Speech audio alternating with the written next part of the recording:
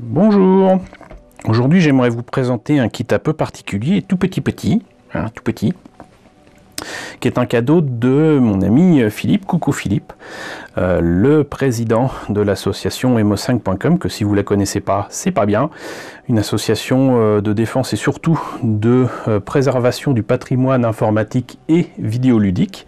Voilà, une association très importante avec laquelle je collabore depuis des années, et j'en suis bien heureux. Et Philippe, il y a des années aussi, m'a fait une heureuse surprise. Il m'a confié, il m'a offert un de ses objets les plus précieux, qui était une maquette, une figurine de Minky Momo. Alors Minky Momo, c'est qui, c'est quoi? Peut-être l'avez-vous reconnu, en fait c'est tout simplement Gigi. Et Gigi est une série que vous connaissez tous, qui fait partie des premières Magical Girls qu'on a découvert en France, un genre, les Magical Girls, qui est quand même assez développé au Japon, avec donc souvent des personnages assez jeunes, des jeunes filles qui par magie vont se transformer en adultes qui vont pouvoir régler des problèmes, voilà, et donc c'est toujours assez mignon.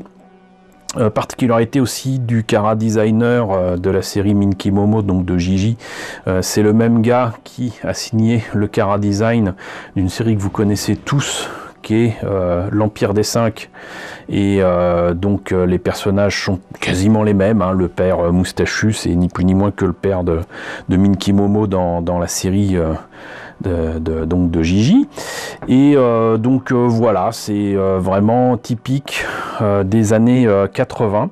Et cette série vous aura tous peut-être marqué aussi par la fin tragique de l'héroïne à la fin de la première saison, puisqu'elle se fait renverser par une voiture, et que du coup, pour compléter sa mission, Gigi, qui vient du monde des rêves, est obligé en fait de non pas ressusciter, mais de se réincarner dans un bébé que va vraiment avoir ses parents, entre guillemets, d'adoption de la première saison, puisque c'est pas ses vrais parents au début, mais après ils deviennent ses vrais parents, et donc du coup elle redevient une petite fille, elle revient sur Terre, et elle doit de nouveau remplir sa mission pour faire en sorte que le monde des rêves ne s'éloigne pas de la Terre.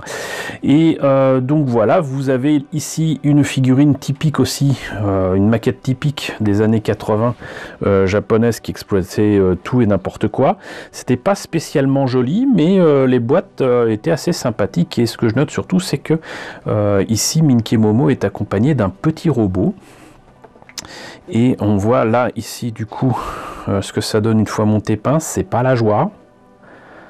Mais ce kit de Bandai, à mon avis, doit dater de 1982 ou 83, je ne sais pas. En tout cas, l'illustration est de Hiroshi Watanabe. Et je ne vois pas, vous voyez, c'est tellement vieux que je ne vois pas de code barre. Donc voilà, encore une fois, le modèle monté et peint.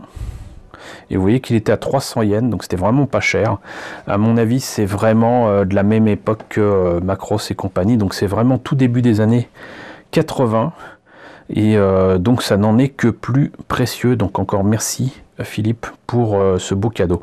Maintenant qu'on a fait le tour de la boîte, expliquer ce que c'était que Gigi et Minky Momo, je vous propose de voir ce qu'il y a à l'intérieur. Bon, vous voyez, ce qui me fait dire que c'est en plus une maquette vraiment des années 80, c'est que avant, ils vendaient les maquettes avec un petit sachet de colle, un petit tube de colle qui permettait de coller immédiatement les pièces qu'on avait là. Mais avant de vous montrer les pièces, de toute façon, on va voir ce que ça donne au niveau de la notice. Donc voilà. Une fois de plus, on peut voir que c'est quand même très proche de ce qu'on avait dans les maquettes des années 80.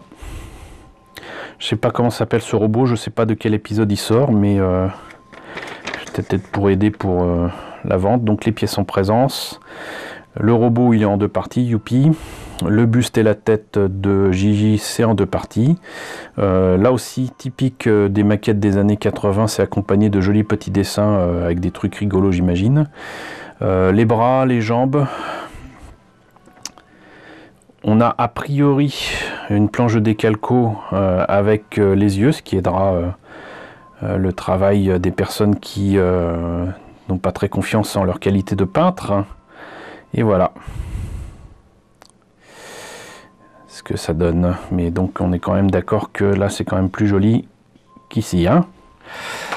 Et qu'est-ce que ça donne ici pour la maquette? Alors effectivement, c'est pas la joie sur les photos, mais ça passe quand même ici.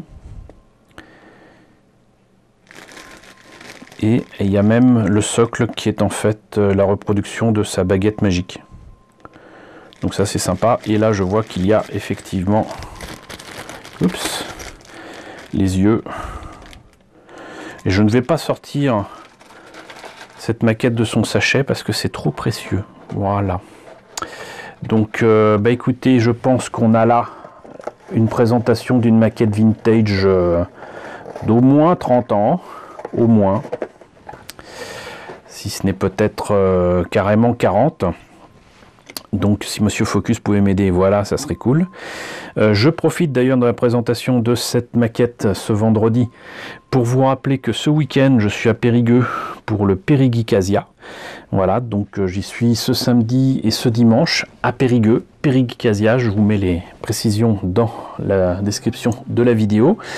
J'y serai présent avec un stand qui présentera essentiellement non pas des maquettes mais des jouets de Gundam pour fêter les 40 ans de la licence, puisque Gundam ça s'est lancé au Japon en 1979. Voilà, donc on fêtera ça avec d'autres stands qui visiblement ont prévu également de fêter les 40 ans de Gundam avec du Gundam, donc ça tombe bien. Je vais pas amener des maquettes entre guillemets que tout le monde a, ce serait bête, ça serait répétitif, mais par contre je pense que ce que je vais amener n'est pas possédé par grand monde en France, donc tant mieux. Je vais amener ça et on fera la fête, ça sera super. Il y a plein d'invités géniaux. Il y a mon ami Olivier Fallet qui représente Crunchyroll et qui m'avait remplacé comme rédacteur en chef à Animeland il y a plus de 15 ans. Il y a Dominique Poulain qui a chanté le vrai générique de Candy. Il y a Brigitte Lecordier qui sera là aussi, vous la connaissez comme étant la comédienne de doublage qui a fait notamment la voix de Son Goku jeune, mais aussi Oui Oui par exemple, mais Pipoudou pour les plus fins connaisseurs, enfin plein d'invités, des youtubeurs et tout. Voilà, si vous êtes du côté de Périgueux, franchement faites un tour, vous ne regretterez pas. Donc j'espère vous voir tous à Périgueux, à Périgeekasia ce week-end. J'espère en tous les cas que la présentation de cette maquette, de cette figurine vous a intéressé. N'hésitez pas à me dire ce qu'il en est dans la section commentaires. N'hésitez pas à liker, n'hésitez pas à partager. N'hésitez pas à vous abonner si ce n'est pas déjà le cas. Coucou aux nombreux abonnés qui nous ont rejoints cette semaine. Coucou aux grands anciens qui me suivent depuis 3 ans maintenant. Merci pour votre soutien, merci pour votre fidélité et à très bientôt donc à Périgeekasia.